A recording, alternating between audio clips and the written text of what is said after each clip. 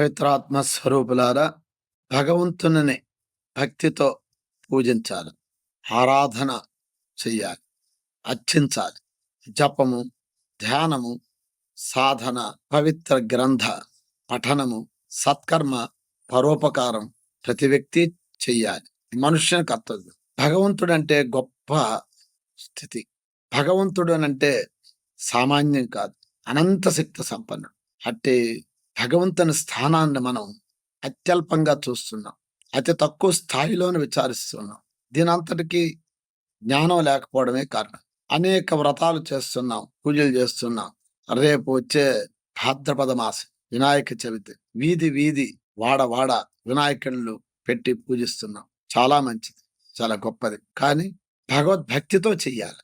భగవంతుడు ఇక్కడ ఉన్నాడు, ఆయన ముందు మనం ఏది చెయ్యాలో అదే చెయ్యాలి అనే స్వబుద్ధిని ఉపయోగించి విచారించి పెద్దలు చెప్పిన అడుగుజాడల్లో వెళ్ళాలి. ఎట్టంటట్టే చేయరాదు. భగవద్భక్తితో భగవంతుని ఆరాధిస్తే గొప్ప పవిత్రత, శాంతి కలుగుతుంది. వినాయక నవరాత్రులు పురస్కరించి కొన్ని కోట్ల రూపాయలు వసూలు చేస్తారు, దుర్వినియోగం చేస్తున్నారు. దీని అంతటికి కారణం విచారణ లేకపోవడం.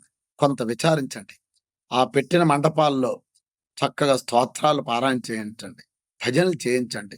లేదా ఒక మహాత్ముడితోనో, లేకపోతే ఒక పండితుడితోనో, లేకపోతే మీలోని ఎవరైనా ఒక చక్కగా తెలిసినటువంటి వారితోనో ఒక సద్గ్రంథాన్ని చదివిపించండి, భగవద్గీతని బోధించమని చెప్పండి. ఇవి పెట్టినట్టయితే ఎంతో గొప్ప ప్రయోజనం కలుగుతుంది. మీరే ఆలోచించండి. ఆలోచన లేని మనిషి పశువుతో సమానం. చూడండి, ఎంతో ధనం మనం వ్యత్యాసం చేస్తూ ఉన్నాం, ఉపయోగం లేకపోతే. సినిమా డాన్స్, సినిమా నాట్యాలు, భగవంతుని రకరకాలైనటువంటి మనం ఏ ఏ వేషాలు వేస్తున్నామో ఆ వేషాలన్నీ ఆయనకి ఏపిస్తున్నాం. ఇది తగున? మీరు ఒక్కసారి ఆలోచించండి. భగవంతుడు భగవంతుడని మీరు ఎంతో భక్తితో అందరూ ఎంతో ఖర్చు పెట్టి చేస్తున్నారు, కానీ ఇలా చేయొచ్చా? పెద్దలు కూడా, మీరు కూడా పిల్లల్ని సరైన దారిలో పెట్టాలి. అట్లా చక్కగా చేస్తేనే ఈ పూజలన్నిటికీ మీరు సహకరించాలి. చందాలు ఇవ్వాలి. లేదు అని అంటే ఆ చందాలని నిరాకరింప చేయాలి, ఇవ్వరాదు. అలా చేసినప్పుడే తెలుసుకుంటారు. లేకపోతే ఇట్లా విచ్చలవిడితనం ఈ విధంగానే జరిగిపోతూ ఉంటుంటారు.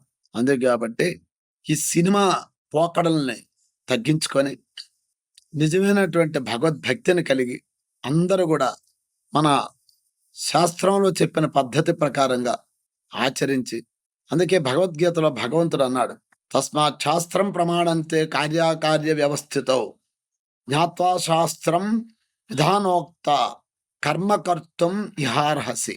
మనం ఏ కర్మ చెయ్యాలన్నా ఇది చేయదగనదా, ఇది చేయవలసినదా అని విచారించాయి. చక్కగా విచారించి ఆ కర్మం చెయ్యాల అని భగవంతుడు భగవద్గీతలో 16వ అధ్యాయంలో చెప్పాడు. అది శ్రద్ధతో చేయమన్నాడు.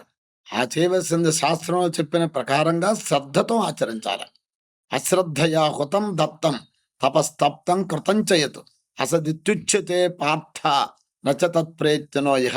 అశ్రద్ధతో చేసిన పూజ, అశ్రద్ధతో చేసిన హోమం, అశ్రద్ధతో చేసిన తపస్సు, అశ్రద్ధతో చేసిన దానం, అశ్రద్ధతో చేసిన వ్రతాలు, ఇవన్నీ కూడా ఈ లోకంలో పరలోకంలో అవి ఉపయోగానికి రావు.